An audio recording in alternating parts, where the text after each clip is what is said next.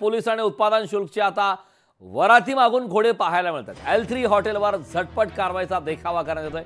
वरिष्ठ पोलीस अधिकाऱ्यांची हॉटेलची पाहणी करण्यात येते। हॉटेलमधील सीसीटीव्ही पोलिसांच्या ताब्यात आहेत। मालकासह 6 जण पोलिसांच्या ताब्यात आहेत। उत्पादन शुल्क खात्यानं साऊंड सिस्टीम देखील जप्त केलेली आहे। या संदर्भात ताजे अपडेट देण्यासाठी आपले प्रतिनिधी चंद्रशेखर भांगे आपल्यासोबत जोडलेले आहेत। चंद्रशेखर, खरं तर पोलीस आणि उत्पादन शुल्क विभागाचे आता वराती मागून घोडेच असा प्रकार समोर येत आहे, कारण L3 हॉटेलवर झटपट कारवाईचा केवळ देखावा केला जातो अशी माहिती मिळत आहे। याबाबत नेमकं सविस्तर काय? कारण खरं तर मी सध्या त्याच हॉटेलच्या समोर आहे ज्या ठिकाणी जो व्हिडिओ व्हायरल झाला होता। त्या हॉटेलवरती सध्या मोठी कारवाई स्वतः करण सिंह जे आहेत या ठिकाणी सुरू आहे।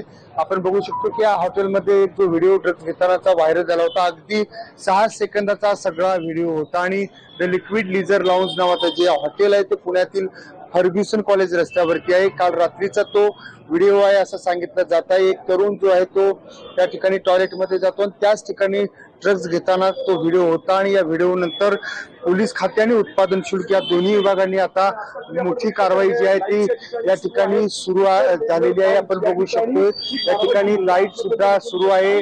पोलीस आणि उत्पादन शुल्क याची कारवाई आपल्याला बघायला मिळत आहे, परंतु काल या ठिकाणी पार्टी कुणी आयोजित केली होती त्याबाबतची माहिती अद्याप या ठिकाणी समोर आलेली नाही।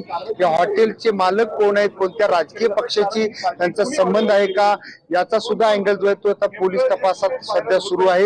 एकूण 6 जणांना ताब्यात घेण्यात आलेला आहे। या हॉटेलवरती जी कारवाई झाली ती अगदी झटपट म्हणावी लागेल, कारण या ठिकाणी दुपारनंतर हा व्हिडिओ व्हायरल झाला। माध्यमामध्ये या सगळ्या विषयाच्या बातम्या आल्यानंतर स्वतः या ठिकाणी पोलीस दलाचे वरिष्ठ अधिकारी दाखल झाले, त्याचबरोबर उत्पादन शुल्क विभागाचे अधिकारी दाखल झाले आणि या हॉटेलवरती कारवाई सुरू केलेली आहे। आपण बघू शकतो की या बाजूला सगळ्या वरिष्ठ पोलीस अधिकाऱ्यांच्या गाड्या आहेत। या गाड्यातूनच वरिष्ठ पोलीस अधिकारी येऊन या ठिकाणी कारवाई करत आहेत। त्याचबरोबर उत्पादन शुल्क विभागाचे अधिकारी सुद्धा या सगळ्या कारवाईमध्ये सहभागी झालेले आहेत। खरं तर हे हॉटेल आहे गेल्या अनेक दिवसापासून सुरू होतं।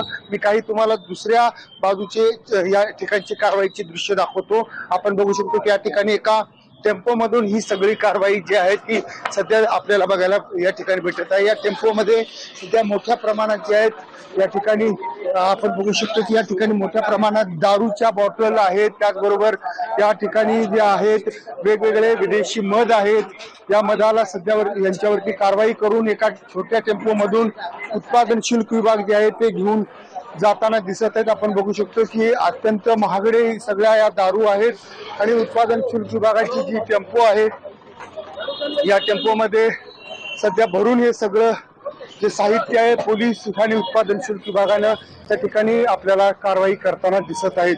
करण, नक्कीच चंद्रशेखर, खूप खूप धन्यवाद या सविस्तर अशा माहिती।